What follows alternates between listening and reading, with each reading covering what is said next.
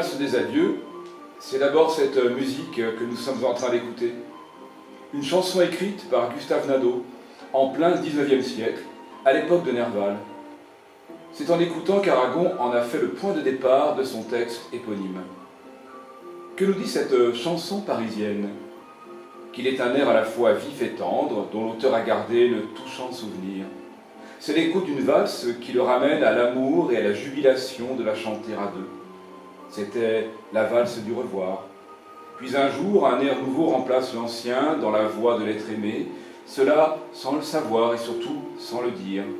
Le chagrin, la folie, chargent la mélodie qui s'alanguit du sentiment d'être devenue la valse des adieux.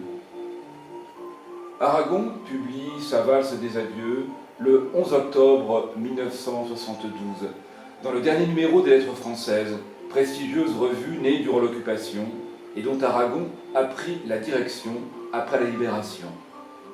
Le texte porte indirectement mais puissamment témoignage des bouleversements multiformes qui affectent alors le poète. Elsa Triolet, sa compagne idéalisée, disparaît en 1970. Après sa mort, on assiste à une transformation nouvelle et spectaculaire d'Aragon, au terme de laquelle il se réinvente une dernière fois. La métamorphose est d'abord physique.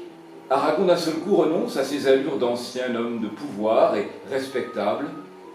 Il renoue avec le dandysme de sa jeunesse, surréaliste, et demeure le plus souvent du dernier chic.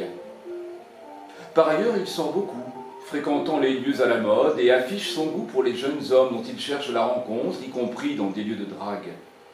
Dès 71, il est à la fois le baron Charlus de Proust ou le Dick Bogart de Visconti dans La mort à Venise. Cette liberté d'Aragon suscite incompréhension, méfiance, malveillance, d'autant plus qu'en même temps, il prend de la distance avec de vieux amis.